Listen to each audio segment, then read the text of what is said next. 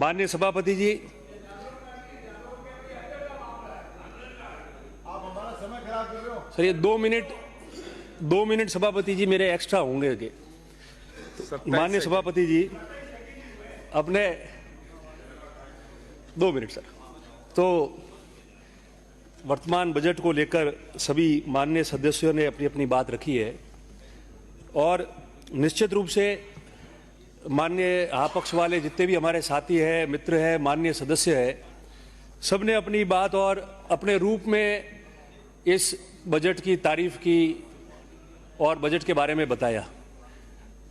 निश्चित रूप से जो हाँ पक्ष में बैठता है, अधिकतर सदस्य जो है हम भी वही करते थे, मगर पिछला बजट जो है 24-25 का और 25-26 का ये जो बजट है, अगर इसकी तुलना करें सारे सदस्य, खुद के क्षेत्र का, राज्य का, जिले का और अभी का, तो मेरे ख्याल से आपको काफ़ी सवालों के जवाब मिल जाएंगे। हमारे काफ़ी सदस्यों ने बजट के बारे में बता दिया। मैं 4-5 बिंदु ही मात्र समय के अभाव के कारण 5-6 बिंदु आपके समक्ष जो है माननीय सरकार के ध्यान में भी लाना चाहता हूं, सदस्यों के ध्यान में भी लाना चाहता हूं, जो न केवल राज्य के लिए मगर जो माननीय सदस्य है उनके हितों के लिए भी बहुत ज़्यादा ज़रूरी है। उनके विधानसभा क्षेत्र में आपने जब पिछला बजट पेश किया था तो उसमें आपने 2047 के विजन के बारे में बताया था और 2047 के विजन में 10 बिंदु आप लोगों ने जो है वो उसमें उल्लेखित किए थे कि इन 10 बिंदुओं के हिसाब से हम लोग चलेंगे। और उसमें मुख्य जो थे, चूंकि वित्त मंत्री जी ने बजट पढ़ा है, तो टूरिज्म, आर्ट और culture, sustainable development, human resource और विशेषकर सोशल सिक्योरिटी, इन 10 में ये 4 बिंदु जो थे उसका उल्लेख आपने उस समय किया था। माननीय सभापति जी, आपके माध्यम से मैं बताना चाहता हूं कि हमारे काफ़ी साथियों ने जो है वो जल जीवन मिशन के बारे में उल्लेख किया और बहुत तारीफ की कि 28 तक उसको बढ़ाया है। मैं भी धन्यवाद देता हूं कि 28 तक बढ़ाया। निश्चित रूप से काम पूरे होने चाहिए। जो आपने हाथ में लिया है, दोनों बजट में जो आपने उल्लेख किया है उसके हिसाब से काम में और समय लगेगा, 28 से भी आगे जाएगा, मगर 28 तक आपने किया, ठीक है। पहले काम हुए नहीं हुए मैं उसमें नहीं जाना चाहता, मगर एक बात मैं जरूर कहना चाहता हूं कि जो जल जीवन मिशन के तहत आज भी काम चल रहे हैं, अगर उस पर हम लोगों ने केंद्रित होकर ध्यान नहीं दिया तो जो स्थितियां बनी हुई है, ढानियों में पाइपलाइन लग गई है, पानी नहीं आ रहा है, वो स्थिति आगे भी बनेगी। मेरा आग्रह है कि आपने 28 तक बढ़ाया है तो कम से कम जहां काम हो गया है या काम चल रहा है वहां लोगों को ढानियों में पानी बराबर मिल जाए, उसको आप सुनिश्चित कराएं। तो मैं समझता हूं कि 28 तक आपने इसको आगे बढ़ाया तो वो भी आपके काम आएगा। दूसरा, आपने बजट में बिंदु संख्या 3 में पेज 10 में आपने स्वर्गीय प्रधानमंत्री अटल बिहारी वाजपेयी जी की को याद करते हुए, उनको स्मरण करते हुए आपने एक बात लिखी है और आपने सड़कों के बारे में लिखा है, उसमें कनेक्टिविटी। आपका कहने का मकसद यह था वाजपेयी जी को याद करते हुए कि उन्होंने डिजिटल तो है ही, मगर कनेक्टिविटी गांवों के बारे में कैसे हो और सड़कों में कैसा काम हो। बहुत सारे माननीय सदस्य 10 करोड़ की जब घोषणा हुई तब सबने मेज दबताई कि एक विधानसभा क्षेत्र में 10 करोड़ के काम होंगे। काहे के लिए होंगे? नॉन पैचेबल सड़क के लिए। नॉन पैचेबल सड़कों में आज नहीं, पहले भी कितने ही बजट आप उठा के देखो, पीडब्ल्यूडी का बजट उठा के आप देखो, नॉन पैचेबल सड़कें हमेशा मांगी जाती थी और एक विधानसभा क्षेत्र में एवरेज 4 से 5 करोड़, 6 करोड़, 7 करोड़ के काम होते आए आज तक। उसमें कोई नई बात नहीं है। मैं समझता हूं कि पहले भी मैंने गवर्नर अभिभाषण में भी कहा, पिछले बजट में भी कहा और आज भी मैं इस बात को दोहरा रहा हूं और निवेदन कर रहा हूं कि ये 10 करोड़ जो है हमने भी उसमें मांग की थी, इसको मेहरबानी करके आप मिसिंग लिंक से जोड़ो। आपने कनेक्टिविटी कैसे होगी? 2 रेवेन्यू विलेज है, 2 गांव है, उन दोनों के बीच में डामर की सड़क नहीं है।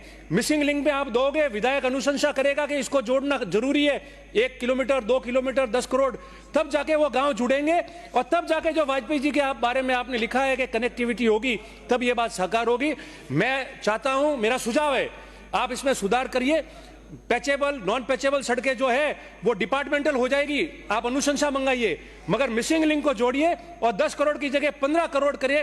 हाँ पक्ष के जो साथी बने, हम भी बैठते थे, हम भी सदन के नेता को आग्रह करते थे, आप लोगों से भी निवेदन है, आप सदन के नेता को आग्रह करें, वित्त मंत्री जी को आग्रह करें कि ये जो 10 करोड़ है इसको मिसिंग लिंक करो, 15 करोड़ करो 10 की जगह, ताकि हम हमारे क्षेत्र में जो भी सड़कें कनेक्ट नहीं हुई है, गांव कनेक्ट नहीं हुए, डामर सड़कों से उनको कनेक्ट कर सके। और आपने बजट भाषण में जो वाजपेयी जी का जो लिखा हुआ है उनको स्मरण करते हुए वो बात जो है पूरी हो चुकी है। दूसरे 3-4 मुद्दे और है। आपने पर्यटन के रूरल टूरिज्म के बारे में बात की। रूरल टूरिज्म में आप बात कर रहे हो, मगर रूरल टूरिज्म में आप उनको सारी छूट दे दो, ताकि रूरल टूरिज्म में जो भी उनको परमिशन चाहिए वो बिल्कुल प्रक्रिया को सरलीकरण करो, ताकि उस प्रक्रिया के तहत उनको जल्दी से जल्दी जो है वो काम मिल जाए। इसके अलावा आपने सिरोही में टूरिज्म के तहत जो हमारे वहाँ के आदित्य देव है सारनेश्वर जी मंदिर के काम करने की आपने बात कही है। मैं आपसे ये निवेदन करता हूँ, इसी तर्ज पे जालोर जिले में श्री आपेश्वर महादेव का भी जो है पर्यटन विभाग के थ्रू धार्मिक टूरिज्म में जो है वो काम किया जाए। इसके अतिरिक्त आपने दादू दयाल घुमंतु संस्कृति योजना के तहत 25,000 पट्टे देने की बात की है। मैंने गवर्नर अभिभाषण में भी ये बात कही थी। पट्टे देने हैं, पट्टे कैसे देंगे?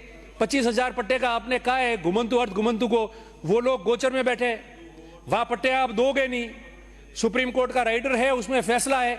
तो मैं ये चाहता हूं कि कैबिनेट में बिल लाया जाए और उसमें एक स्पेशल परमिशन मांगे, जरूरत पड़े तो आप सुप्रीम कोर्ट जाए कि हम जब दूसरी जमीन आरक्षित करने को तैयार है, लोग बस गए हैं, इनका कल्चर, इनका रहन सहन पुराने जमाने से गांव के बाहर होता था, पशु के साथ रहते थे, भले वो कोई भी जाति के लोग हो घुमंतु अर्ध घुमंतु में, तो उनको हम उसी जगह का हम दे देंगे और दूसरी जगह को हम जो है गोचर में आरक्षित कर लेंगे। आज शिक्षा के अलावा, चिकित्सा के अलावा हो नहीं पाती है। अगर ये होगा तो आपका बहुत बड़ा कीर्तिमान होगा। और ये जो आपने 25,000 पट्टे देने की बात की वो लोगों को मिलेंगे और वो लोग आपकी तारीफ करेंगे, आपको धन्यवाद भी देंगे। और असल मायने में सोशल सिक्योरिटी जो आपने पिछले बजट में बोला है वो लाभ जो है लोगों को मिलेगा। देवनारायण योजना में आपने छात्रावास किए, मगर देवनारायण योजना में जो एमबीसी की जाति आती है वो या तो पूर्वी राजस्थान में अधिकतर है या फिर मारवाड़ या मेवाड़ में है।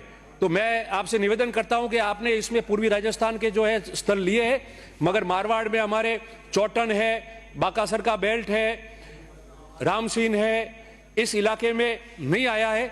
तो आप एक आवासीय विद्यालय उस इलाके में भी हमको देवे, ताकि देवनारायण योजना के तहत हमको भी वो लाभ जो है वो प्राप्त हो सके। कृषि में आपने कृषि बजट पूरा पढ़ा।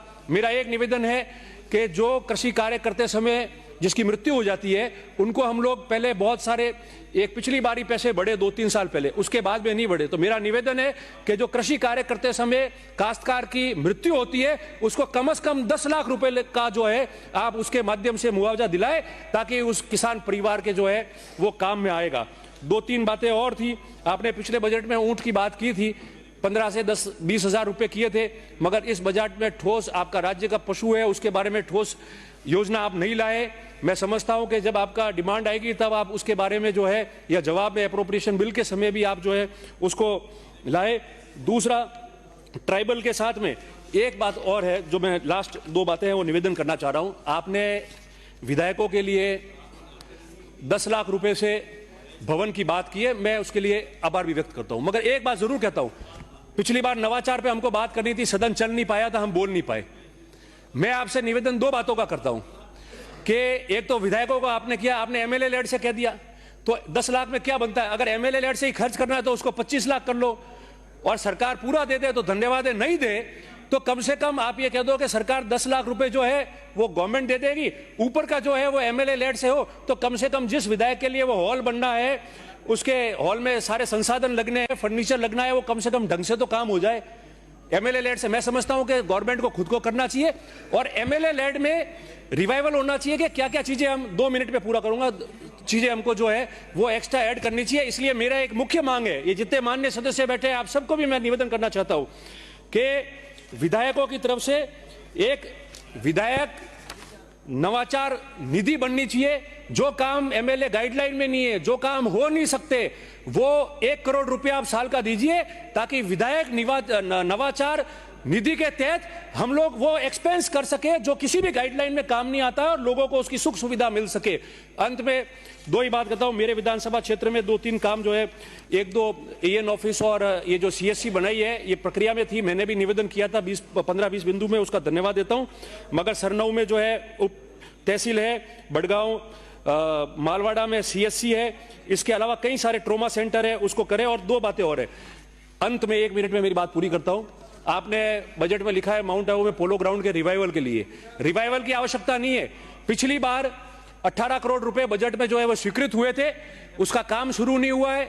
इतना बड़ा ग्राउंड है, एनपीए एक जमाने में नेशनल पुलिस एकेडमी वहां चलती थी, 18 करोड़ आपने किए, उसको 25 करोड़ करके और शुरू कराया। धार्मिक टूरिज्म में पिछली बार मंत्री जी ने अर्बुदा माता शक्तिपीठ और अचलेश्वर महादेव का उल्लेख किया था, राशि भी आवंटित की थी, आज तक कोई काम शुरू नहीं किया है।